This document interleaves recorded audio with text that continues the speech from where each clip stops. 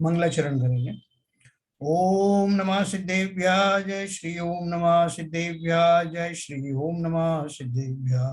मंगलम भगवान वीरो मंगलम गौतमो गणी मंगलम कुंद कुंदाद्यो जैन धर्मोस्तु मंगलम। सर्व मंगल मांगल्यम सर्व कल्याण कारकम प्रधानम सर्वधर्माणां जैनम जयतु शासनम जैनम जयतु शासनम जैनम जयतु शासनम।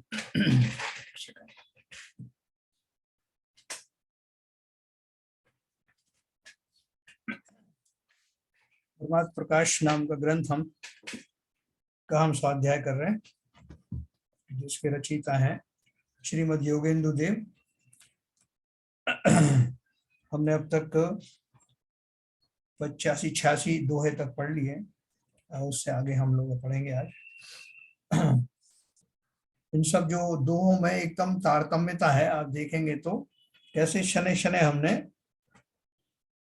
एक बार तो जो है सिद्धों के जो है स्वरूप का वर्णन समझा, और बाकी बाद में हम हमारे अंदर में वो योग्यताएं क्यों नहीं है, क्या क्या आवरण है, उनका अपना स्वरूप पढ़ा। हम मिथ्या दृष्टि हैं तो हमारा चिंतन कैसा होता है, सम्यक दृष्टि होने के बाद चिंतन कैसे बदल जाता है, और जब वो हमें शुद्धात्म स्वरूप दिखाई देने लगता है तो वो किन अवस्थाओं में दिखाई देता है। जब दिखाई देता है तो उसका चिंतन किस प्रकार से होता है, ये सारी प्रक्रियाएं अपन पढ़ रहे हैं। तो ये मोक्ष मार्ग के लिए सारी ही अभीष्ट प्रक्रियाएं हैं, इनको अपन बहुत बारीकी से पढ़ेंगे, पता नहीं कौन सी बात कहाँ हमको क्लिक कर जाएगी। तो मैं आपको ये शेयर करता हूँ।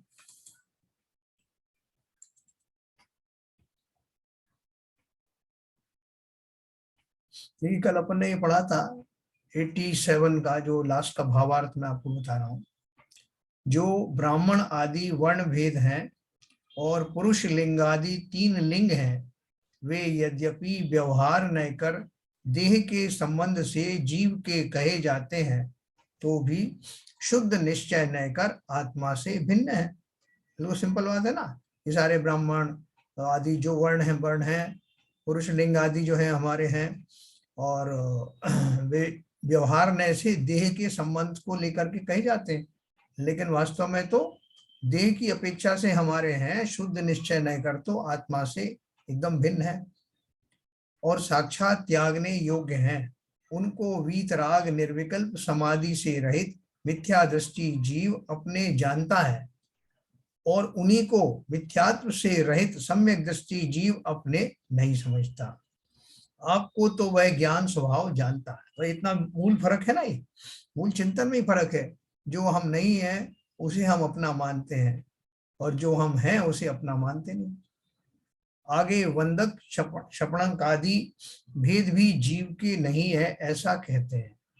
आत्मा बौद्ध का आचार्य नहीं है, दिगंबर भी नहीं है, आत्मा श्वेतांबर भी नहीं है। ये कौन से वंदक भाव है? वंदक माने वंदना करने वाले। आत्मा कोई भी लिंगी यानी कोई भी वेश का धारी नहीं है, अर्थात एक दंडी, त्रिदंडी, हंस, परमहंस, सन्यासी, जटाधारी, मुंडित, रुद्राक्ष की माला, तिलक, कुलक, घोष वगैरह भेषों में कोई भी भेषधारी नहीं है। एक ज्ञान स्वरूप है ना। मैं आपको ये दोहा पढ़ना भूल गया, 88 नंबर आपको पढ़ता हूँ।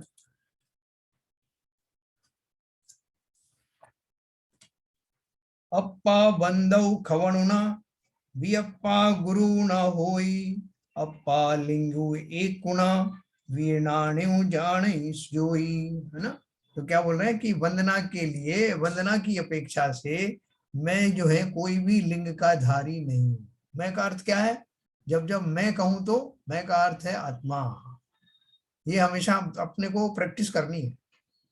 इवन जब कभी मैं किसी से मैं कहता हुआ पाया जाऊं तो स्वयं ही चिंतन करना कि अभी वर्तमान में मैं व्यवहारने वाले मैं की बात कर जरूर रहा हूं, लेकिन अंदर वाला मैं ये वाला मैं नहीं हूं। ऐसा चिंतन में बस जाना चाहिए। कि जब बोलते हुए भी अटपटा लगे कि मैं ये अपने शरीर को मैं मान करके बोल रहा हूँ, भाई साहब मुझे बहुत सारे काम पड़े, भाई साहब मैं दुबला हो रहा हूँ, मुझे बुखार चढ़ रहा है, ऐसे शब्द हम बोले जरूर, क्योंकि बाकी लोग तो समझेंगे नहीं ना, लेकिन बोलते बोलते भी अंदर से सावधान हो जाना कि अपने को अटपटा लगे कि मैं किसको मैं बोल रहा हूं। ऐसा अटपटा लगना जब शुरू हो जाएगा, तो अवश्य ही धीरे धीरे वास्तविक मैं मुझ में स्थापित होने लगे। तो मैं तभी एकदम असहज महसूस करूंगा जब मैं इस शरीर के माध्यम से मैं शब्द कहूंगा कि मैं ऐसा करना चाहता हूं, मैं आपको ये सलाह देना चाहता हूं, मुझे ये पसंद है। सहम जाना ये कहते कहते भी कि मैं जिसे मैं कह रहा हूं, वास्तव में ये मिथ्या रूप से उसे मैं कह रहा हूं। मैं तो मैं ही हूं और कोई मैं नहीं। ऐसा भाव निरंतर आना चाहिए। तो देखो क्या बोल रहे हैं मैं किसी वेश का धारी नहीं हूं ना, आत्मा कोई भी वेश का धारी नहीं है। अर्थात एक दंडी त्रिदंडी बहुत सारे आजकल वेश धारण करते रहते हैं ना। श्वेतांबरों में भी बहुत सारे मत मतांतर चल गए, एक एक साधु का एक एक पंथ चलने लग गया है। दिगंबरों में भी है तो सही, लेकिन यहाँ इतनी ज्यादा बहुतायत नहीं है अभी। वेशों में भी कोई भी वेशधारी नहीं है, एक ज्ञान स्वरूप है। उस आत्मा को ध्यानी मुनि ध्यानारूढ़ होकर जानता है, ध्यान करता है। हाँ, देखो अभी ये प्रैक्टिस हम अभी कर सकते हैं। जो अभी दूसरे अपने को ध्यान में सिखाते हैं ना, विपश्यना ध्यान है, कहीं और ध्यान है, कहीं बहुत सारे ध्यान है। उन सब ध्यानों में तो वो जो भौतिक रूप से शरीर की पुष्टि के लिए सब शरीर को एकदम शांत करना है, निष्क्रिय करना है और उनको जो रिलैक्स करना है, उस अपेक्षा से वो ध्यान आदि बताए जाते हैं। लेकिन ये जो ध्यान है, ऐसा ध्यान है कि उसके जाते ही जब वो विद्या मालूम होना चाहिए, उसका स्वरूप मालूम होना चाहिए कि कौन सा किसका ध्यान कर रहा हूँ। एक बार वो स्वरूप का जो है मुझे पक्का विश्वास हो जाए, तो बार बार वही जरा डुबकी लगाई और देख लिया है, दिल के आईने में रहता है तू, जरा गर्दन झुकाई और देख लिया। तो ये जो शायरों की जो बात है, वो वास्तव में प्रत्यक्ष रूप में मैं ऐसा ही अनुभव करूंगा। वो जो सप्तम गुण स्थानवर्ती जो मुनिराज हैं, वो यही तो करते हैं। उनको बार बार जो है उस आत्मा का जो स्वाद का रस लग जाता है, वो उनको बार बार जो है उसमें चले जाते हैं, एक अंतर्मूर्त तक उसमें जाते हैं, और फिर बाय डिफॉल्ट उनको वापस आना पड़ता है, छठवें गुण स्थान में आना नहीं चाहते। तो वो उन्हें बड़ा फर्क महसूस होता है, उस आत्मा के आनंद से बाहर निकलना नहीं चाहते। सोचो हम उनके आनंद से ही आनंदित तो हो जाएं, ये भी बहुत बड़ी बात है। कैसा आनंद का पान करते होंगे वो, जिसकी दशा शास्त्रों में सर्वविदित है। तो ये बोल रहे हैं ध्यानी मुनि ध्यानारूढ़ होकर जानता है, ध्यान करता है। यद्यपि व्यवहार न कर यह आत्मा वंदक आदि अनेक भेषों को धरता है, तो भी शुद्ध निश्चय न कर कोई भी भेष जीव के नहीं है, देह के हैं। वैसा वो जो है वो प्रतिमाधारी हो गए। अब उन्होंने साहब वो जो है सातवीं प्रतिमा ले लिया, वो ब्रह्मचारी हो गए। अब उन्होंने बाकी के वश भी छोड़ दिया, वो साहब वेलक छुल्लक हो गए। फिर बोले नहीं अब तो वो मुनि हो गए। ये सारे जो वेश हैं, वो वेश किसके हैं? ये तो शरीर के हैं ना, आत्मा के तो कोई वेश होते नहीं, ये तो पक्की बात है। व्यवहार ने से हम जो जो उन भूमिकाओं में आगे बढ़ते हैं, तो वस्त्र आदि के द्वारा उसका परिचय मिलता है, दूसरों को तो मिलता ही है, स्वयं भी ऐसा अपन मानने लगते हैं ना। लेकिन अंतर में जब तक वो दशा ना आए, तो बाहर में होने वाली कोई भी भाव कार्यकारी नहीं है ना। इनकी अपनी उपयोगिता है, ऐसा नहीं कि नहीं है, लेकिन वो सब जो है वो भाव जीव को एक कॉन्फिडेंस देने के लिए, एक विश्वास देने के लिए कि मैं अब इस भूमिका में खड़ा हूं। इसके लिए वो जो वेश है उनका किंचित जो है उपादेयता है, लेकिन सर्वतः वो उपादेय नहीं है। जब तक आंतरिक रूप से हम उस तरह की मन स्थिति वाले ना हो जाएं, तब तक वो वेश हमारे लिए कार्यकारी नहीं है। यहाँ देह के आश्रय से जो द्रव्यलिंग है, वह उपचरित असद्भूत व्यवहार न कर जीव का स्वरूप कहा जाता है। असद्भूत है ना, क्यों है असद्भूत है? क्योंकि शरीर पर द्रव्य है ना, और उपचार से कहा जाता है। तो उपचार से किसका कहा गया है? वो जीव का कहा गया है। वास्तव में तो वो जीव का है नहीं, द्रव्यलिंग अर्थात द्रव्यलिंग, सारे ही द्रव्यलिंग है, श्रावक का भी द्रव्यलिंग है। यानी बाहर की जो वेशभूषा है, बाहर में उस भूमिका के योग्य व्रत नियम संयम आदि पूर्वक जो मैंने वेशभूषा धारण की है, वो द्रव्यलिंग कहा जाता है। श्रावक का द्रव्यलिंग क्या है? उस आदमी प्रतिमा में प्रकट होता है कि साहब वो ब्रह्मचारी कुछ विशेष कपड़े पहनने लग गए तो बाहर से दिखाई देने लगा, अंदर तो है ही। और 10वीं 11वीं प्रतिमाधारी उत्कृष्ट श्रावक हो गए तो अपने वो अलग क्षुल्लक आदि कहलाने लग गए। लेकिन वो सारे वेशभूषाएं हैं वो द्रव्यलिंग ही हैं, द्रव्यलिंग तो सर्वथा ही नहीं है। और वीतराग निर्विकल्प समाधि रूप भावलिंग यद्यपि शुद्धात्म स्वरूप का साधक है, इसलिए उपचार न कर जीव का स्वरूप कहा जाता है, तो भी परम सूक्ष्म शुद्ध निश्चय न कर भावलिंग भी जीव का नहीं है। तो ये आपको मैं बारीक बात बता दूं, ये बोल रहे हैं कि जो बाहर के जितने वेश हैं शरीर के, जो वो सब जो द्रव्यलिंग में जिनको परिभाषित किया जाता है वो तो जीव के हैं ही नहीं, ये तो पक्की बात है। लेकिन उससे ऊपर की भूमिका में, जैसे मैं द्रव्यलिंगी मुनि मात्र न रह करके भावलिंगी भी हो जाऊं, क्या फर्क पड़ गया भावलिंगी होने में? वेशभूषा तो मेरी वही रही, द्रव्यलिंग तो मेरा वैसा ही रहा। अब चूंकि सम्यक दर्शन से मैं अब रच पच गया हूं, सम्यक दर्शन को मेरे अंदर आ चुका है, तो अब मेरी जो सारी जो अंदर का जो चिंतन है वो सम्यक हो गया। इस प्रकार के सम्यक चिंतन वाला जीव भावलिंगी कहा जाता है। बाहर की तो उसने वेशभूषाएं वैसी धारण की हैं, लेकिन उन 28 मूल गुणों का पालन करने की योग्यता उसके भी अतिरिक्त सम्यक दृष्टि होने के कारण वो मुनि आदि अवस्था में जीव की क्या स्थिति है, स्थिति कुछ भी हो जाए, लेकिन जीव का जो स्वरूप है, आत्मा का जो स्वरूप है, जिसको दिन रात जो उनके भावों में बस जाता है, ऐसे वो भावलिंगी संत भी वास्तव में उपचार से ही साधु कहे गए हैं। किस उपचार से कहे गए? देखो उन्होंने वही बताया, उपचार न कर जीव का स्वरूप कहा जाता है। क्या? भावलिंग। तो वास्तव में नहीं है क्या? द्रव्यलिंग तो सर्वथा ही नहीं है, और वीतराग निर्विकल्प समाधि रूप भावलिंग यद्यपि शुद्धात्म स्वरूप का साधक है। भावलिंग के द्वारा मैं क्या करने वाला हूं? सम्यक धारण किया है, सम्यक चारित्र धारण किया है, उस चारित्र के बल पर मैं यथाख्याल चारित्र की आराधना कर रहा हूं। श्रेणी आदि के द्वारा श्रेणी का आरोहण करके मैं उस परम परम साधनी जो निश्चय चारित्र है उसकी साधना कर रहा हूं। तो उसकी साधना जब तक हो रही तब तक मैं भावलिंगी मुनि हूं। आप समझे?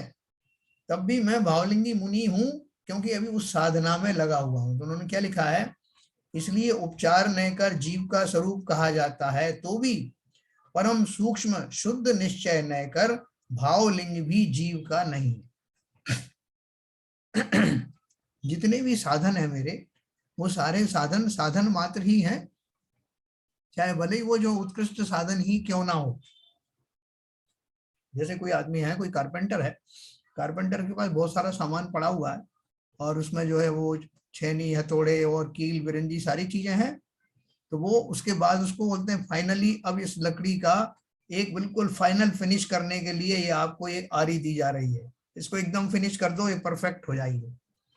तो वो जो छुरी है या जो आरी है, वो आरी मेरा भले ही वो फाइनल प्रोडक्ट को बनाने में अंतिम औजार है, लेकिन अभी भी और आखिर तक भी वो औजार औजार ही रहने वाला। वो उस परम स्वरूप वो नहीं बन जाएगा जिसे बनाने के लिए वो आरी हाथ में लिए। ऐसे ही ये जो भावलिंग आद्रूप का जो मेरा जो उच्च कोटि का जो मेरा साधन है, वो साधन मात्र है। उसके द्वारा मैं उस दशा को प्रकट करने वाला हूं, परम दिगंबर दशा, परम वीतरागी दशा, अरहंत दशा को प्रकट करने के लिए मैंने ये भावलिंग का सहारा लिया है। तो भावलिंग खाली साधन ही है, भले उत्कृष्ट साधन है, लेकिन उसके द्वारा जब मैं अनंत बन जाऊंगा तभी कार्य की सिद्धि होगी। तभी कहा जाएगा कि मैंने जिस आत्मा को परम शुद्ध रूप से देखा था, मैं उसमय हो गया हूं, उस रूप हो गया। तो इसलिए उन्होंने कहा भावलिंग साधन रूप है तो भी परम अवस्था का साधक नहीं है, यानी साध्य नहीं है, ऐसा बोल सकते हैं। भगवान पढ़ेंगे 89 नंबर का दोहा।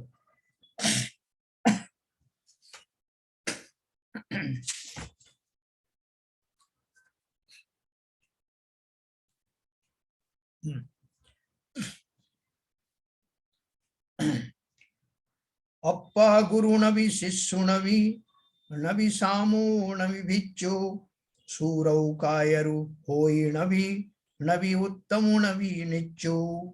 वाह, वो क्या बोल रहे हैं? ललित जी कुछ पूछ रहे हैं, मैं भी वो कर देता हूँ म्यूट, अपन बात करेंगे फिर। हाँ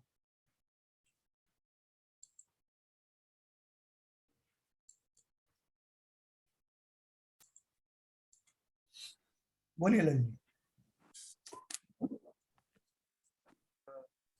ये जो आपने अभी बताया कि जो भावलिंग जीव का नहीं है एक्चुअली, तो ये बात नहीं समझ में नहीं आई एक्चुअली, क्योंकि भाव तो अभी तक हम बोलते हैं कि भाई आत्मा ही करती है, और फिर भी हम बोले कि आत्मा का नहीं है। देखो जितनी भी जो अवस्थाएं ऊपर ऊपर की हैं जो साधन के रूप में इस्तेमाल की जाती हैं, साधन क्या है और साध्य क्या है? साध्य है मेरी वो परम शुद्ध आत्मा की अवस्था, वो मेरा साध्य है, ये तो आप मानते हैं ना। जो वीतराग निर्विकल्प समाधि रूप जो मेरा जो वास्तविक स्वरूप है, निश्चय जो मेरा स्वरूप है आत्मा का, उस स्वरूप की प्राप्ति मेरा लक्ष्य है, उद्देश्य है। तो उस लक्ष्य की प्राप्ति के लिए जितने भी साधन लगाए जाएं, वो सारे साधन साधन ही कहे जाएंगे। जैसे कि मैंने आपको बताया कि 1000 सीढ़ी के बाद में केवल ज्ञान प्रकट होता, तो अब मैं 1000वीं सीढ़ी के ऊपर खड़ा हुआ हूं। अभी वो सीढ़ी पूरी खत्म हुई नहीं, 1000वीं सीढ़ी के बाद में जब आगे मैं स्टेप रखूंगा तब मैं उस भवन में पहुंचूंगा। तो ये जो मेरा भावलिंग है वो मेरा 1000वीं सीढ़ी है, ऐसा मान लीजिए। उसके परे जब चला जाऊं, जब सारी सीढ़ियों का क्रम समाप्त हो जाएगा, सारे साधनों की जो श्रृंखला है, जो प्रक्रिया है वो समाप्त हो जाएगी, तब मेरा वो साध्य प्रकट होगा। नहीं, वो तो सही है कि जो आत्मा जो भाव कर रही है और धीरे धीरे जो उस भाव में शुद्धि आती जा रही है, तो सिद्धि अपना वो चढ़ता जा रहा है जीव एक्चुअली, मतलब गुण स्थान उसके बढ़ते जा रहे हैं जी।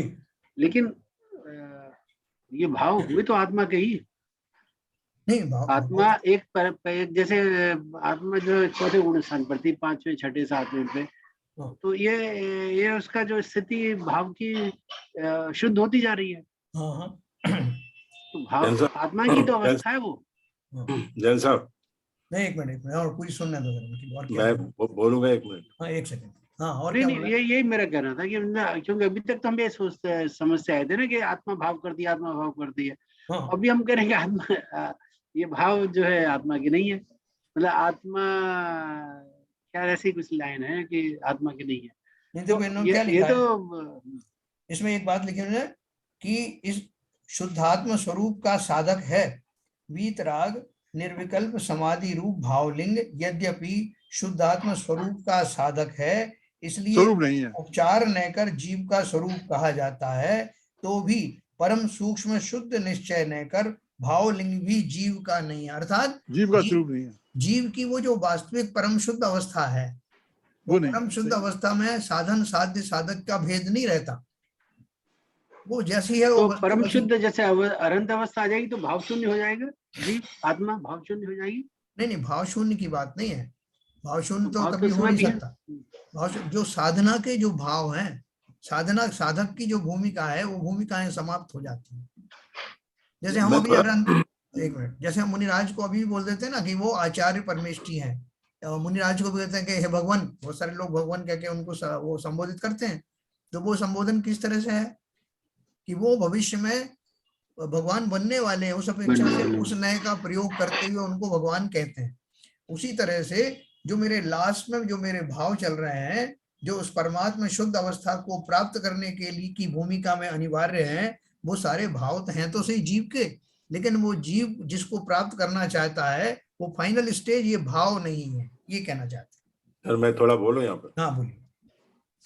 देखिए ललित जी, इसमें ये चीज कही गई है, शुद्ध निश्चय न कर। शुद्ध निश्चय न कर का मतलब है आत्मा की शुद्ध अवस्था, और उसको पाने के लिए अपने आत्मा के भाव वही शुद्ध अवस्था को प्राप्त हो रहे हैं धीरे धीरे, जैसे जैसे वो श्रेणी चढ़ रहे हैं। और जब वो श्रेणी, जैसे बताया अभी जैन साहब ने कि 1000वीं सीढ़ी तक जब चढ़ते जाएंगे, तब तक वो भाव की क्या कहते हैं साधन के रूप में आप उसको कर रहे हैं। जब सीढ़ी चढ़ के केवल ज्ञान हो जाएगा, तब आप आत्मा के शुद्ध स्वरूप में पहुंच पाएंगे। तो ये इसलिए इसमें एक स्पेशल वर्ड यूज किया है, परम सूक्ष्म। मतलब परम सूक्ष्म का मतलब है बहुत ही माइक्रो डिफरेंस है ये, और वो जीव का नहीं है।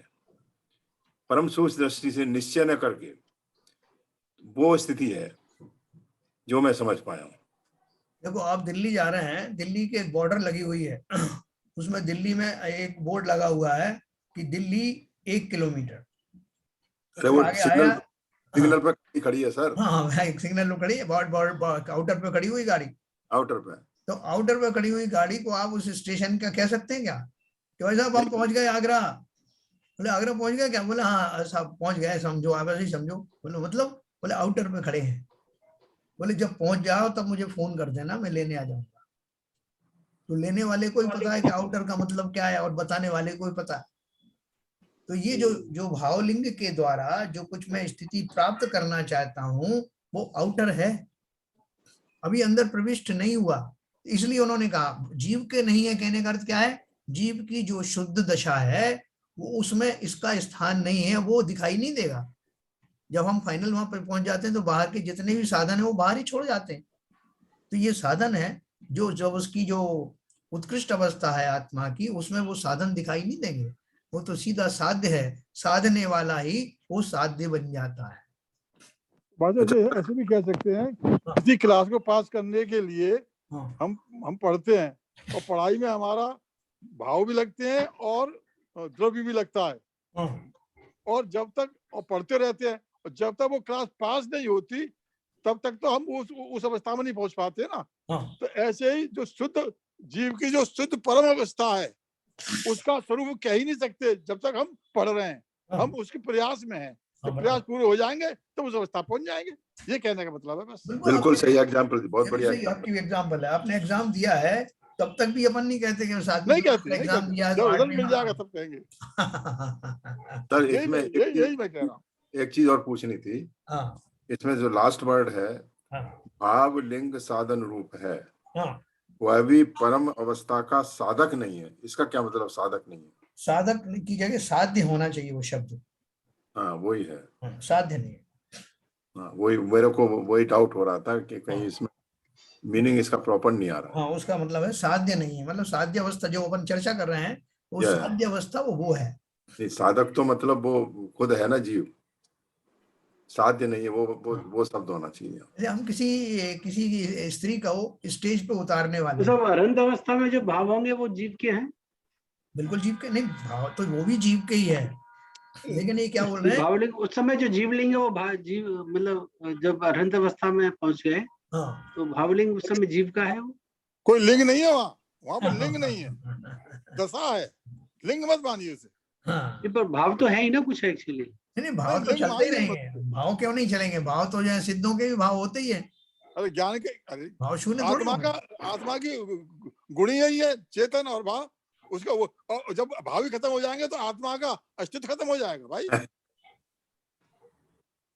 देखो मैं आपको कैसे समझाऊं, ये अपना आदित्य जी आप समझा सकते हो कुछ? एक्चुअली लिंग जो वर्ड इसमें यूज किया सर वो आत्मा के लिए यूज किया है, क्योंकि आत्मा की अवस्था जो द्रव्यलिंग है तो मतलब उसको वो तो जब तक क्या कहते हैं व्यवहार में मतलब जब तक शुद्ध अवस्था नहीं प्राप्त होगी तब तक द्रव्यलिंग और भावलिंग दोनों चलते रहेंगे। एक साधन के एक रूप साधक, एक साधना, Yes. साधक, साधना और साध्य, जब तीनों एक हो जाएंगे तब वो अवस्था मिल जाएगी। देखो अभी जैसे मुनिराज जो वो सब अंतिम समय में सारे कपड़े वस्त्राभूषण फेंक दिए, उससे जस्ट पहले तक की अवस्था में पूछा जाए उनसे ये मुकुट किसका है, बोले महावीर स्वामी का। ये जो कपड़े पड़े हुए हैं किसके हैं, ये उन्हीं के हैं। लेकिन जो उनकी जो वितराग अवस्था जो आई है, वो अवस्था में उनका उन कपड़ों का कोई स्थान नहीं है। जो अवस्था प्रकट हुई उनको छोड़ने के बाद प्रकट हुई। उसी तरह से ये लिंग आदि, मैं ऐसा हूं, मैं वैसा हूं, और जो इस तरह के मैं तप आदि करता हूं, ये सारी जो बाह्य व्यवस्थाएं हैं वो सारे उस शुद्ध जीव के स्वभाव नहीं है। हाँ, लिंग छूट गए, लिंग सब छूट गए, छूट गए। लिंग नहीं रहा कुछ भी। उनको मुनि को आचार्य की उपाधि दे दी। जब शुद्ध अवस्था में पहुंच जाएंगे तो उपाधियों का भी कोई मतलब नहीं रहेगा। हाँ, समाप्त हो जाता है सब कुछ। जी अभी एक्चुअली प्रश्न क्या है, आप लोगों का प्रश्न क्या है? मैं भगवान पूरी रामायण नहीं, वो तो मैं समझ रहा हूँ, सुन रहा हूँ पूरी बात, लेकिन एक्चुअली में क्या प्रश्न है जो पूछना चाहते हैं, उसका हम समाधान करें या उत्तर दें? चलो वैसे समझ में आ गया शायद उनको थोड़ा बहुत। समझ में तो क्या होगा, समझ गया, आ गया समझ में।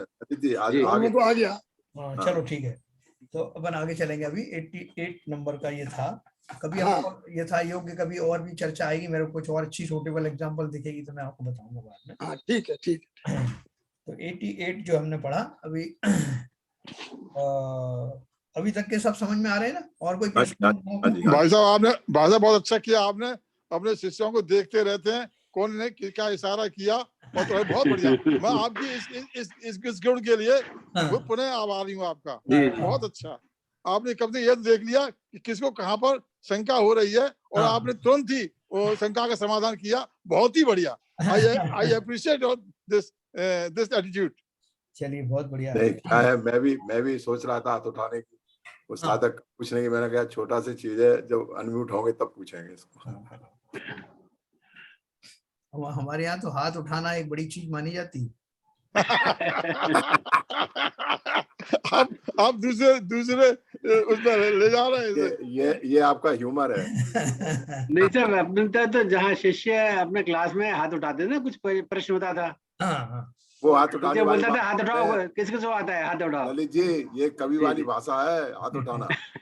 वो एक रहस्यात्मक बात कर रहे हैं ये। देखो एक ही बात को अपन दो तरीके से कहते हैं। मैंने डॉक्टर को मैंने उदाहरण दिया था कि भाई परिजनों से लोगों ने कहा कि भाई आपका मरीज पड़ा हुआ है इतने दिन से, आपने डॉक्टरों से बात करी क्या? बोले की साहब वो कोई जवाब ही नहीं देते। इतनी बार उनसे पूछा, वो जवाब ही नहीं देते।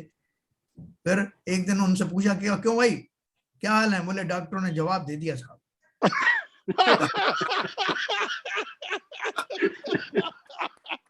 क्या बात कही है भाई साहब, आपने मजा मान दिया। Very good, very nice. देखिए हर चीज का टोन और बॉडी लैंग्वेज बता देती है कि अर्थ क्या है इसका, किस भाव से कही गई है। तो वो उन्होंने नहीं कहा कि अभी तक तो आप परेशान थे कि जवाब नहीं दे रहा डॉक्टर, अब आप इसलिए परेशान हो कि उन्होंने जवाब दे दिया।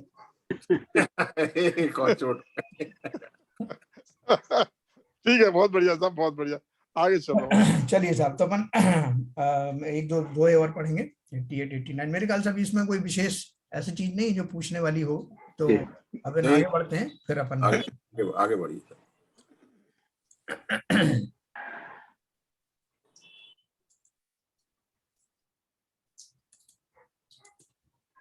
मैं अभी म्यूट नहीं करूंगा, अपन सीधे चलते हैं उसके ऊपर। म्यूट तो कहीं तो भाई साहब कोई डिस्टर्ब करेगा आपको? कोई नहीं करेगा बाबूजी, कोई नहीं करेगा। करेंगे कोई तो अपन अपने हाथ में बटन है। तो चलिए, ये अपन ने 88 नंबर का ये पढ़ा। देखो बहुत बढ़िया चीज है कि जो अवस्था को मैं प्राप्त करने जा रहा हूँ, वो अवस्था जब मुझे प्राप्त हो जाती है तो वो साधन सब छूट जाते हैं।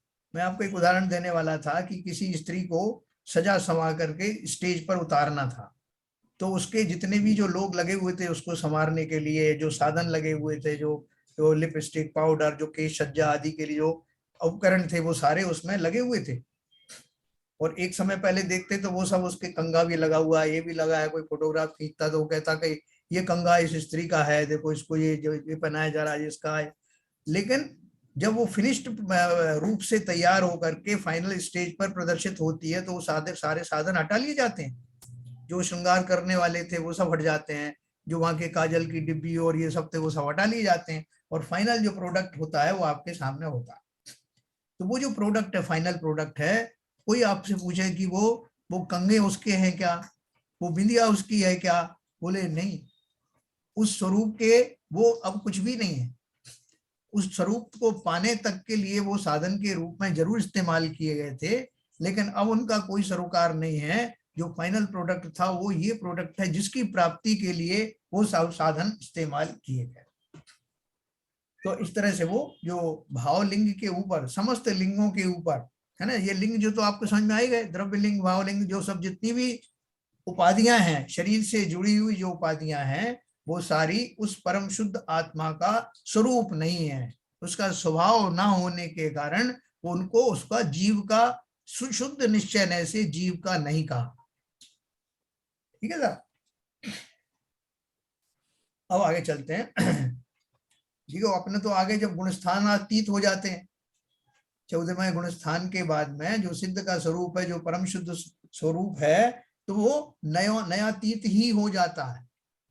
तो वास्तव में जो परम शुद्ध अवस्था है वो तो वो सिद्धों वाली है, जिसमें जो लिंग तो पहले ही छूट गए। इवन जो कहने से, जो उपचरित रूप से जो कहा जाता है, जिन नयों का हवाला देते हैं, जिन गुणस्थानों का हवाला देते हैं, वो सारे गुणस्थान चले जाते हैं, सारे योग चले जाते हैं, और वो अयोग केवली भी 14वें गुणस्थान में होते हैं। बाद में तो वो अयोग वगैरह भी सब चला जाता, कोई भी एक भी उपाधि नहीं शेष रह जाती।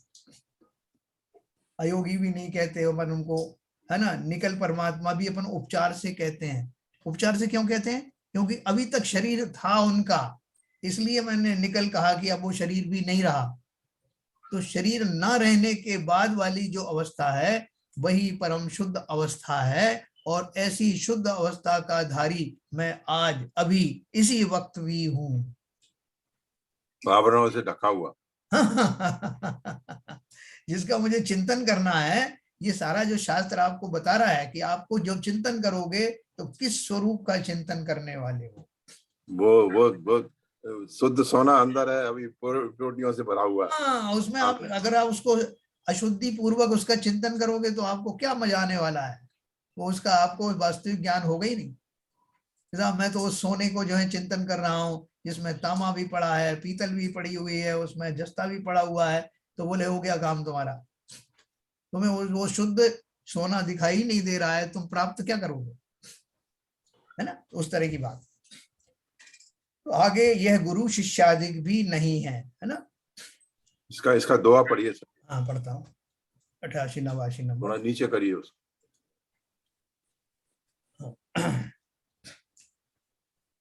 अप्पा गुरु नवि शिष्यु नवि नवि सामू नवि भिच्चु सूरौ कायरु होई नवि नवि उत्तम नवि निच्चु। तो वास्तव में ये जो प्राकृत भाषा है उसमें बहुत कम अक्षरों में वो पूरा शब्द का अर्थ दिया होता है। निच्चु माने निश्चय, भिक्षु माने भिक्षक, भिक्षु। तो देखो कैसे बढ़िया दिया इसका उत्तर, ये अपन पढ़ते हैं आगे। यह गुरु शिष्यादिक भी नहीं है। आत्मा गुरु नहीं है, शिष्य भी नहीं है, स्वामी भी नहीं है, नौकर भी नहीं है, शूरवीर नहीं है, कायर नहीं है, उच्च कुली नहीं है और नीच कुली भी नहीं है। ये सब गुरु शिष्य स्वामी सेवक आदि संबंध यद्यपि व्यवहार नैसे जीव के स्वरूप है। गुरु कौन होगा? कोई लकड़ी तो गुरु होगी नहीं, होगा जब कोई ना कोई चैतन्य ही होगा, है ना। शिष्य भी वही होंगे। स्वाभाविक तो बोल रहे हैं व्यवहार नैसे तो जीव के स्वरूप हैं, तो भी शुद्ध निश्चय नैसे शुद्ध आत्मा से जुदे हैं, आत्मा के नहीं हैं, त्यागने योग्य हैं। अब ये क्या बात कर दी आपने, मैं त्याग दूंगा, मैं तो फिर मैं गुरु भी नहीं रहूंगा, शिष्य भी नहीं रहूंगा, तो पता नहीं क्या बन जाऊंगा, है। तो कुछ नहीं, परेशान हो, ये सारे आपके ऊपर के जो है वो टैग्स थे, टैग उपाधियां थी। इनके हट जाने से आप वो अंदर से निकरे हुए स्वरूप में प्रकट होने वाले हैं, है ना। वो जो बहुत सारी चीज जो आपको एप्पल मिलते हैं ना बाजार में, उसमें वो एक एक स्टिकर चिपका देते हैं, किसी पे एक चिपका दिया, किसी पे 2 चिपका दिया। जब आप खाने बैठते हो तो खाने में उनका उपयोग है क्या? वो स्टिकर आपने हटा देते हो, न केवल हटा देते हो बल्कि वो जो उसका चिन्ह भी नहीं रहने देना चाहते। थोड़ी बहुत गोंद वोंद है तो उसको भी धो देते हो, उसमें गम लगा रहता है, वो गम लगा रहता है, कहीं मोम लगा रहता है। तो आप क्या चाहते हो कि जब मैं उसका सेवन करूं तो किसी तरह का कोई टैग ना हो, शुद्ध अवस्था में सेवन करूं। ऐसी शुद्ध अवस्था का मैं इतने दिन से इंतजार कर रहा था। ये टैग तो संसार का परिचायक है। जितने भी टैग हैं, जितनी उपाधियां हैं, वो सारी उपाधियां शरीर के माध्यम से ही बनाई जाती हैं। और जब शरीर ही मैं नहीं हूं, शरीर ही मेरा नहीं, तो किस बात के टैग? मुर्दे के ऊपर लगाते रहो आप सब टैग, फला फला फलाना चक्रवर्ती था, ये था, है ना, ये फलानी जगह के साहब थे। काहे के साहब? वो शरीर की उपाधियां थी ना। ऐसे ही ये सब गुरु शिष्य स्वामी सेवक आदि संबंध यद्यपि व्यवहार न से जीव के स्वरूप हैं, तो भी निश्चय शुद्ध न से शुद्ध आत्मा से जुड़े हैं, आत्मा के नहीं है, त्यागने योग्य हैं। इन भेदों को वीतराग परमानंद निज शुद्ध आत्मा की प्राप्ति से रहित बहिरात्मा मिथ्या दृष्टि जीव अपने समझता है। मिथ्या दृष्टि जीव उनको अपने समझता है कि ये सब जो शरीर मेरा है, ये सारे साधन मेरे हैं, मैं जब जाऊंगा यहाँ से तो ये मेरे बाल बच्चे जो है कहाँ छूट ना जाएं, और छूट भी जाए तो ऐसा वरदान मांग लेता हूँ कि मुझे जो है दूसरी पर्यायों में भी ये दिखाई देते रहे। तो क्या हो गया दशा? मर करके प्रेत पर्यायों में चला जाऊंगा, व्यंतर आदि बन जाऊंगा और वहीं आसपास घूमता रहूंगा उस परिवार के। ये सारे देखो हमारे चिंतन का इसमें बहुत बड़ा रोल है। हम क्या बनना चाहते हैं ये डिसीजन भी हम ही लेते हैं, अज्ञान पूर्वक लेते हैं, अज्ञान में लेते हैं, वहीं घूमते रहते हैं। तो ये सब इन भेदों को वीतराग परमानंद निज शुद्ध आत्मा की प्राप्ति से रहित बहिरात्मा मिथ्या दृष्टि जीव अपने समझता है। कौन से? कि मैं गुरु हूं, मैं चेला हूं, मैं स्वामी हूं, सेवक हूं इत्यादि। और इन्हीं भेदों को वीतराग निर्विकल्प समाधि में रहता हुआ अंतरात्मा सम्यक दृष्टि जीव पर रूप जानता है। देखो वो ऐसा भी नहीं कहेगा कि नहीं साहब ये जो शरीर आदि की जो आप बात कर रहे हो, आप मुझे जो फला फला को उद्बोधन कर रहे हो कि साहब ये जो है वो बड़े सेठ हैं, ये इतने बड़े साहब हैं, जो आप इनका उद्बोधन कर रहे हो वो गलत है, ऐसा नहीं कह रहा है वो। लेकिन भली प्रकार जान रहा है कि जिन जीवों की दृष्टि शरीरों पर लगी हुई है वो इस तरह की बात किया करते हैं। कौन जान रहा है? हमें दृष्टि जीव जानता है। और हो सकता है कि वो भी उसी भाषा का उपयोग करेगा, प्रयोग करेगा, और क्यों नहीं करेगा, व्यवहार में तो ऐसे ही है ना। लेकिन अंदर से वो जानता है कि ये भी एक आत्मा है। जिस तरह मैं समस्त उपाधियों से रहित हूं, तो उपाधियां सब जो मेडल है ना, ये सब मैं ही उतारने वाला हूं अपना, और उसी में अब मैं परम सुख मानने लग गया हूं। तभी तो वो आचार्य जो है अपना पद आखिरी में अपना आचार्य पद भी त्याग करके अपने ही संग के किसी मुनि को दे देते हैं।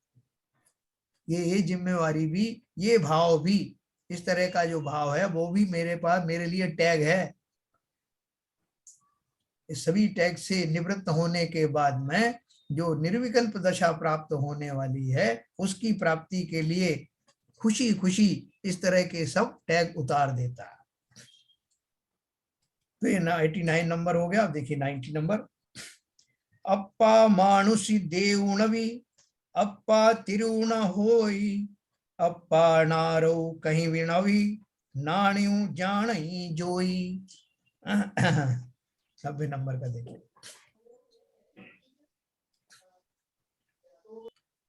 आगे आत्मा का स्वरूप कहते हैं। जीव पदार्थ ना तो मनुष्य है ना तो देव है ना। अभी वो गतियों के ऊपर आ गए। पहले तो जिस गति में थे उस गति के जो टैग थे उनकी बात हो रही थी। मनुष्य पर्याय की। अब चारों गतियों की बात कर लेते हैं। आत्मा का स्वरूप कहते हैं जीव पदार्थ ना तो मनुष्य है ना तो देव है। आत्मा तिर्यंच और पशु भी नहीं है।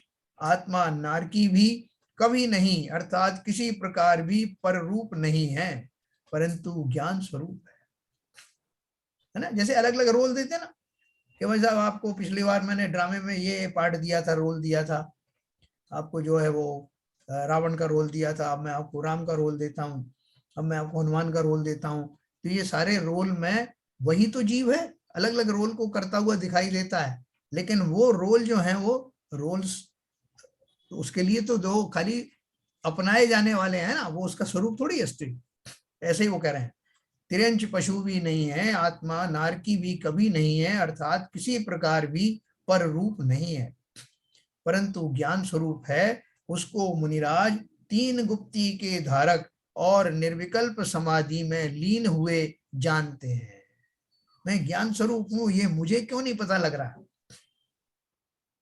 तो उन्होंने बता दिया कि भैया एक काम करो, आप वो बन जाओ तो आपको भी लगने लगेगा। क्या बन जाए? उन्होंने कहा तीन गुप्तियों के धारक मुनिराज बन जाओ। तो आपको जो वर्णन दिखाई दे रहा है, जिनका चर्चा चल रही है, वो आप स्वयं ही उसका साक्षात्कार कर सकते हैं।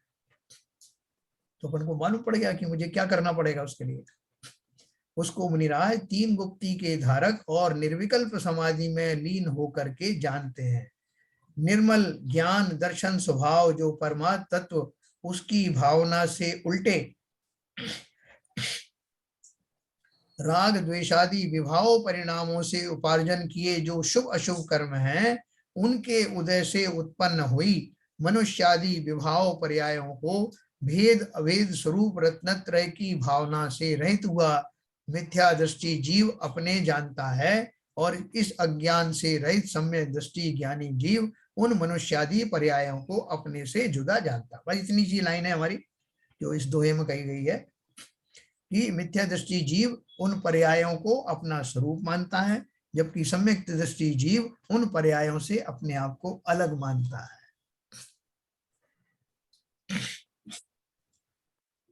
देखो, जानना एक अलग बात है और मानना अलग बात है ना। अभी अपन जैसे पढ़ रहे हैं, अपन भी जान रहे हैं कि साहब मैं देव नहीं हूं, मैं नारकी नहीं हूं, मैं फला नहीं हूं, ढिमका नहीं हूं, और मैं आत्मा हूं, ये हम भी जान रहे हैं।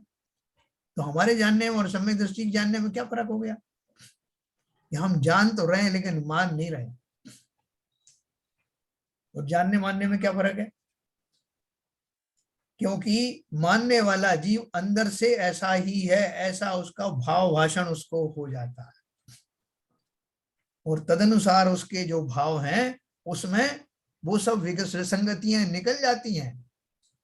सम्यक दृष्टि जीव अपने को न केवल ऐसा नहीं मानता है, बल्कि जैसा उसका स्वरूप है उस स्वरूप से एक क्षण भी उससे अलग नहीं होता। जब भी वो मैं कहता हूं, जैसे मैंने आपको शुरू में बताया, तो मैं उसको अपनी मैं वाली दशा का भान बना रहता, इसलिए वो सदा काल निशंक रहता है और किसी तरह की उसको कामनाएं रहती नहीं, है ना। निशंक, निकांक्षित, ये सारे जो 8 गुण है ना सम्यक दर्शन के, अगर आपको बीच बीच में कहीं डाउट आए कि ऐसा तो नहीं है कि कहीं मैं सम्यक दृष्टि हो गया हूं, तो पहले तो ये सोचना होना चाहते हो कि नहीं। घबरा के अगर सोच रहे हो कहीं ऐसा तो नहीं सम्यक दृष्टि हो गया, या कहीं ऐसा तो नहीं मैं मूक चला जाऊं, तो फिर आप बिल्कुल मत सोचना, क्योंकि नेगेटिव धारणा के लिए तो ये अपन कर नहीं रहे। लेकिन कभी आपको ऐसा लगे कि मुझे ऐसा लगने लगा है कि मुझे कुछ सम्यक दर्शन की प्राप्ति हो रही है, मेरा मिथ्यात्व ढीला पड़ रहा है, आपके अंदर में हर्ष से, रोमांच से इस तरह के भाव आने लगे, तो वो सम्यक दर्शन के जो 8 अंग हैं उनको एक बार पढ़ना।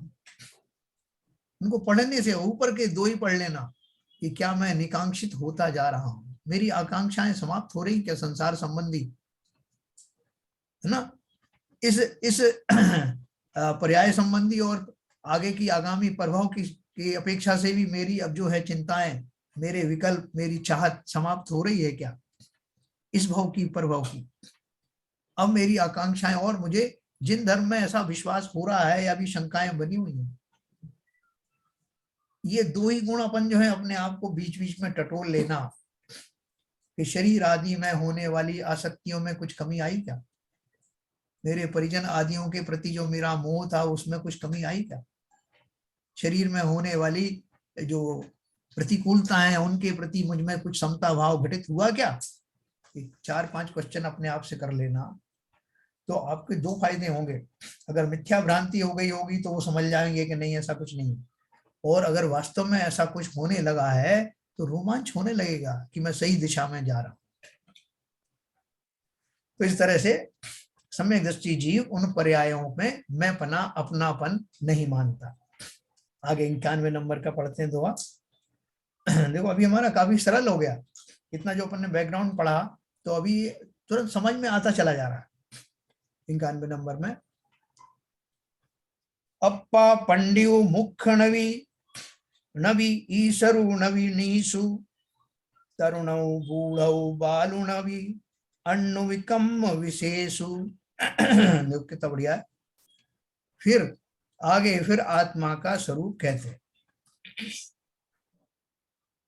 अब जो उसको ग्रहण करते चले जाना, एक एक बूंद जो है जैसे कोरे घड़े के ऊपर पड़ने वाली एक एक बूंद को वो घड़ा सोख लेता है, ऐसे ही आत्मा के बताए हुए स्वरूप का एक एक बिंदु एब्जॉर्व कर लेना, सोख लेना अपने अंदर। कालांतर में ये सब जो विवेचन है ये हमारे काम आने वाला। एकांत में जब आप होगे, एकांत में मतलब अंतरदशा में जब होगे तो ये सारे जो बिंदु हैं एक एक करके उभरने लगेंगे। इसलिए इनको जो जो मिल रहे हैं ज्ञान पिपासु की भांति ग्रहण करते चले जा रहा। आत्मा का स्वरूप कहते हैं चिद्रूप आत्मा।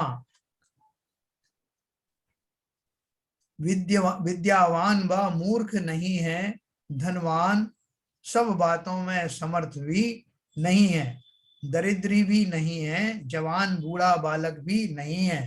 है ना? शुद्ध आत्मा की बात कर रहे हैं। ये सब पर्याय आत्मा से जुदे कर्म के विशेष हैं, अर्थात कर्म से उत्पन्न हुए विभाव पर्याय हैं। अभी आप देखो इसमें एक और बहुत बढ़िया बात कही है। यद्यपि शरीर के संबंध से पंडित वगैरह भेद व्यवहार न से जीव के कहे जाते हैं, तो भी शुद्ध निश्चय न कर शुद्धात्म द्रव्य से भिन्न है और सर्वथा त्यागने योग्य हैं। इन भेदों को वीतराग स्वसंवेदन ज्ञान की भावना से रहित मिथ्या दृष्टि जीव अपने जानता है, और इन्हीं को पंडित आदि विभाव पर्यायों को अज्ञान से रहित सम्यक दृष्टि जीव अपने से जुदे कर्म जनित जानता है ना? आपको कोई बोले पंडित जी आप इतने दिन से आप प्रवचन कर रहे हो, आपको पंडित कहे, आपको विद्वान कहे, तो जो मिथ्या दृष्टि जीव है वो अपनी प्रशंसा से प्रफुल्लित हो जाता है। साहब आज मैंने ऐसा प्रवचन दिया, जैसा किया कि सब लोग जो हैं मुझे मान गए, बहुत तालियां बजी साहब। तो इसका मतलब क्या है कि अंदर ही अंदर मैं अब सोचने लगा कि मैं विद्वान हूं। तो वो जो ये मेरी मूर्खता की पराकाष्ठा है, क्योंकि ये उपाधियां मिथ्या दृष्टि ऐसा मानता है। अगर मेरे मन में यह है कि मैं पंडित हूं, मैं विद्वान हूं, मैं ज्ञानी हूं, मैं फला हूं, मैं ढिमका हूं, जैसे ब्राह्मण हूं, शूद्र हूं, तो मिथ्या दृष्टि तो ऐसे ही मानता है, यही तो उसकी पहचान है। लेकिन बोल रहे हैं कि ज्ञानी क्या मानता है कि कर्मों के सापेक्ष पने में ये सब उपाधियां मिला करती हैं। कोई पुण्य का हो जाता है, उन्होंने उसको टैग लगा दिया, और ऐसा टैग लगाया जो मुझे पसंद था। लेकिन सम्यक दृष्टि जीव उसको भली भांति जानता है, इसलिए वो किसी तरह की प्रशंसा से प्रभावित होता नहीं, किसी तरह की आलोचना से भी प्रभावित नहीं होता। वो जो समता में रहने का भाव है उसमें मूल कारण उसका सम्यक दर्शन, अर्थात जैसी वस्तु है उसको यथावत जानता है, वो भ्रमित नहीं होता। आप उसको कितने ही आप जो चढ़ा के देख लो, उसे मानो कि मैं क्या हूं, और जो मैं हूं वो टैग तो कोई दे नहीं सकता, वो तो स्वयं ही प्राप्त हो जाता है। तो इस तरह से 91 हमने पढ़ा। अब देखो 92 और पढ़ेंगे, फिर अपन प्रश्न उत्तर करते हैं। बीच में किसी को कुछ समझ में ना आए तो पूछ लेना। हाँ 5 मिनट आ गए। 92।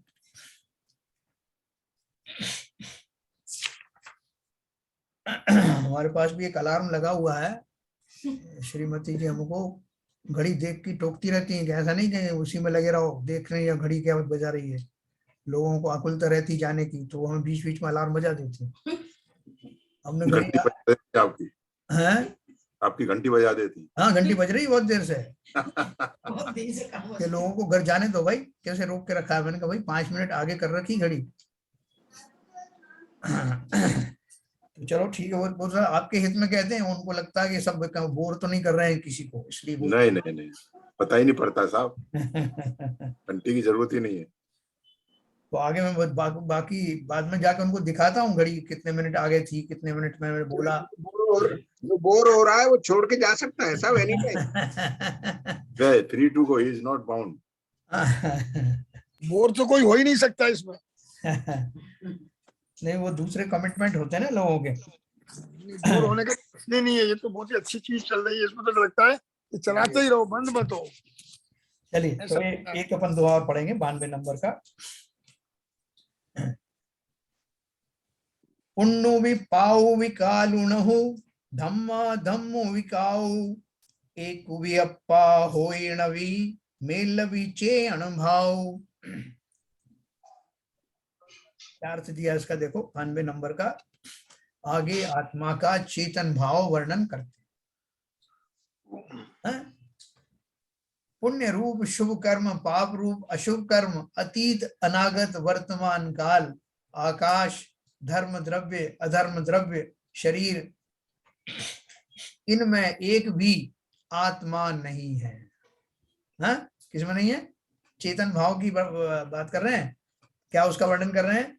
पुण्य रूप शुभ कर्म, पाप रूप अशुभ कर्म, अतीत अनागत वर्तमान काल, आकाश, मतलब ये तीनों काल के स्वरूप बताएं, आकाश, धर्म द्रव्य अधर्म द्रव्य, शरीर, इनमें से एक भी आत्मा नहीं है।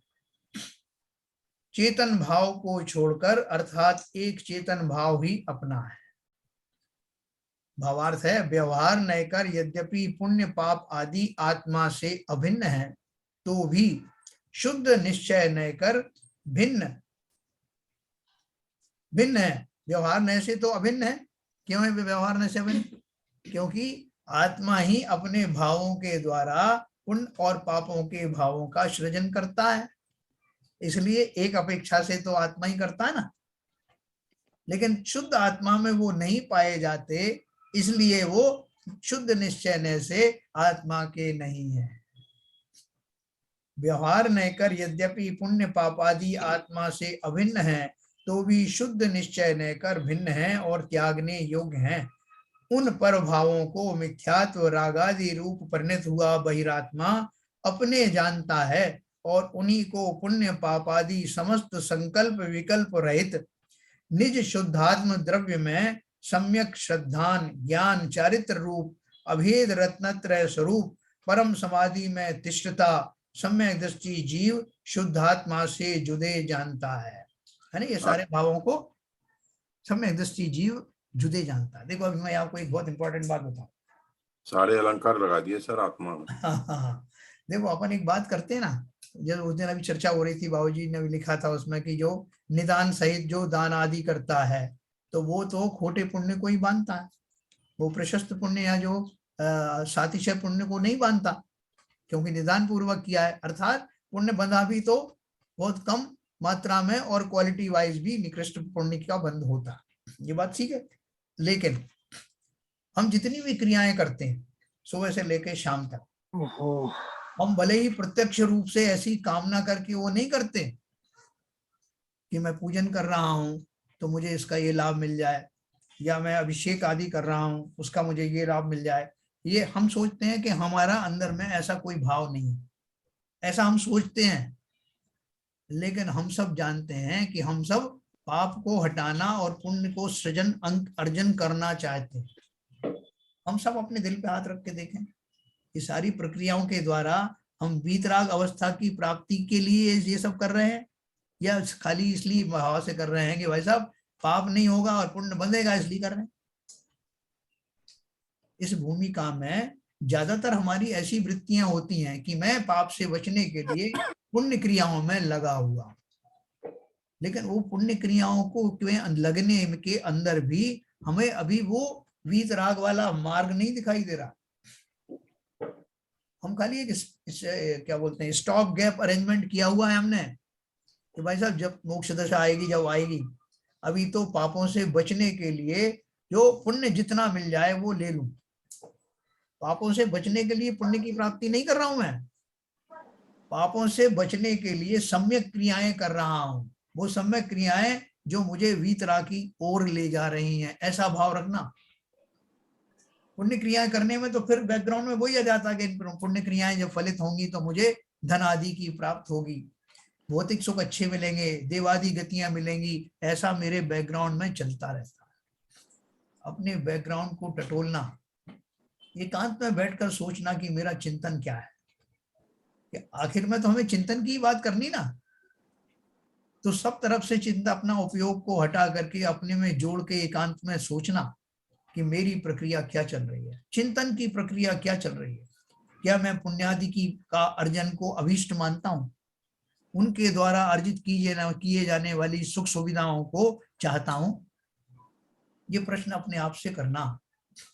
और क्यों करना? कि उससे मेरे अनजाने में जिस तरह की मेरे भाव चल रहे हैं, जिसकी वजह से वीतरागता वाले भाव भी बहुत दूर हैं, वो मेरी दूरी समाप्त होने लगेगी। कोई मुझे नहीं रोक रहा कि नहीं साहब पहले आप सम्यक दृष्टि हो जाओ, ऐसे ही तो बनूंगा सम्यक दृष्टि। इस चिंतन को बनाए रखना, जो हम जो सामायिक जिसे कहते हैं ना, सामायिक में यही तो चिंतन करना कि मेरे चिंतन में कितने पुण्य की आकांक्षा है और उसके पुण्य के फलस्वरूप मैं क्या चाहता हूं। सोच के देखना, हमको स्वयं ही नहीं मालूम कि मेरे भाव कैसे चल रहे हैं। मतलब आप सही कह रहे हो, आंतरिक भाव तो वही है, लेकिन सैद्धांतिक तौर पर हमें उसमें दृढ़ता लानी चाहिए। जब तक हम समझेंगे नहीं, जब तक उनसे हटेंगे नहीं, जब तक उनको जानेंगे नहीं, तो हम तो मान लो हम तो संसार के भाव, और तुमसे ये कह रहे हैं नहीं तुम तो किए जाओ, तो ये बात गलत है ना। मतलब कहने का ये है कि हम समझना चाहिए सिद्धांत तौर से। अच्छा, दूसरी बात, एक बात कह रहा था भाई साहब, अब तक आपने इतने जो दोहे बताए इसमें, ये दोहे जितने भी थे वो एक ही सिद्धांत पर लागू होते हैं कि एक द्रव्य दूसरे का दूसरे द्रव्य में अभाव होता है। बिल्कुल। तो ये जो आत्मा जो द्रव्य है, उस द्रव्य के गुण ही नहीं है, कर्म तो पौधे का लिखे, जैसे इसने बताया। इससे पहले आपने बताया कि आचार वगैरह वो शरीर है, वो भी पौधे का लिखे। जितनी बातें बताई हैं उसका तो आत्मा से कोई संबंध ही नहीं है। वैसे भी टेक्निकली भी, सिद्धांत तौर से भी, लेकिन इन दोहों में ये और स्पष्ट कर दिया गया है कि हम आत्मा को जो ऊपर से दिखाई देता है उससे हम और अच्छी तरह समझ लें, हम अलग रहे हैं। हाँ बिल्कुल, वह टेक्निकली एक ही सिद्धांत है, वो उसी को 7 दोहों में अलग अलग करके बता दिया बस। और बिल्कुल सही कहा, वो शब्द भी आपने सही चयन किया, टेक्निकली का अर्थ बिल्कुल सही है कि वास्तव में तो ये सब जो है, जो मेरे अभी अपन जैसे देखो ना, ये मेरा भाई है, मेरी बहन है, ये मेरा फला, ये टेक्निकल टर्म्स में अगर देखें या नॉन टेक्निकल टर्म्स में है, लेकिन टेक्निकल टर्म्स में अगर देखें तो ये मेरे क्या है, मेरे है नहीं, मेरे स्वभाव से नहीं है। आत्मा से कोई संबंध ही नहीं है आत्मा का। पर से न लगा हूं किंचित भी फिर भी अनुकूल क्या है, रहे उन पर करता अभिमान निरंतर ही। मेरे दिमाग में आई, मैं भाषा को बताऊं ये बात। देखो सोच करके बहुत सारे भाव अपने अंदर विकसित होते हैं। ये जो मैंने जो टॉपिक छेड़ा है, इसलिए छेड़ा है कि हम स्वयं ही नहीं जानते कि हमारा चिंतन किस दिशा में जा रहा। सही बात। जो सामायिक की जो परिभाषा है, सामायिक हम बोलते हैं ना, एकांत में बैठ करके सोचो, क्या सोचो। अभी तो हम इतना सब समझ गए हैं कि वास्तव में शुद्धात्म दशा में वो आत्मा कैसी दिखती होगी, दिखती मतलब उसका स्वरूप कैसा होगा। अब उस स्वरूप को क्या मुझे वैसा दिखाई दे रहा है क्या, और मेरी जो प्रक्रियाएं हैं क्या उस दिशा में अग्रसर हैं या नहीं है, ये प्रश्न मैं स्वयं से करूं। जन साहब, भाई साहब आत्मा का स्वरूप है भी कि नहीं, ये भी सोचना पड़ेगा ना। आत्मा का स्वरूप ही नहीं है कोई। नहीं, स्वरूप की बात नहीं है। देखो, स्वरूप का मतलब आकार प्रकार की बात नहीं है, जो अपन ने जो गुणों के बारे में उसके पढ़ा, उन गुणों के द्वारा ही तो उसका स्वरूप निर्मित होता है ना, उस स्वरूप जैसे हम टेक्निक बात आपस में बात करते हैं, आप बता रहे हो, तो हम साधारण तौर से आप जो स्वरूप कहोगे तो हम तलाश करेंगे कहीं कैसी शकल से कैसी है। नहीं ये स्वाभाविक है। अपन ने जो इतनी सारी जो उसका स्वरूप पढ़ा वो इसलिए तो पढ़ा क्योंकि आत्मा ऐसी आंखों से दिखाई देती नहीं। जब वो गुण में एक एक करके मैं गुण उसका चिंतन करूंगा, बिल्कुल बिल्कुल तो, गुण है, गुणात्मक है, स्वरूपात्मक नहीं है। हाँ बोलिए, ये शैलन जी कुछ कह रहे थे। हाँ बोलिए सर। तो जैसा ये मैं ये कह रहा था, ये निज स्वभाव में जाने के लिए जो भी हमारी प्रोसेस थे, भावलिंगी, द्रव्यलिंगी और जो भी संज्ञाएं दी है, नाम हमने दिया, उन प्रोसेस को एक तरीके से नाम दिया हुआ, संज्ञा दी हुई है, वो भी सबको उन्होंने बाद में सबको छोड़ दिया है, मतलब समेट दिया, बराबर। क्योंकि जब निज स्वभाव में चले जाओगे तो इनका कोई मतलब ही नहीं रहता है, ये संज्ञाएं सब बेकार है। तो मतलब यही है कि जब आत्मा के निज स्वभाव में चले गए तो फिर सारे प्रोसेस जो है ऑटोमेटिकली आपके खत्म हो जाते हैं और आप आत्मा अपने निज स्वभाव में आ गई है और वो मतलब मोक्ष हो गया उसको, मतलब वो मतलब अपने केवल ज्ञान हो गया उसको। तो फिर ये सारी संज्ञाओं को कोई मतलब नहीं है। देखो, नाव में बैठे बिना उस पार पहुंच नहीं सकते।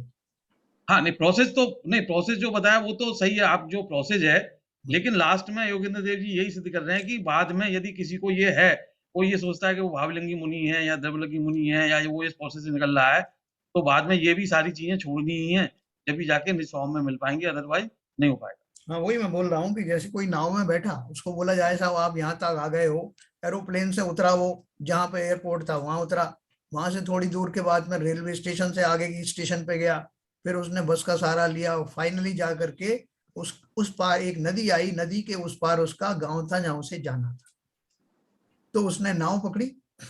अब वो बैठ के मगन हो गया, अब तो मैं उस पार पहुंचने ही वाला हूँ, फाइनल डेस्टिनेशन आने वाली है।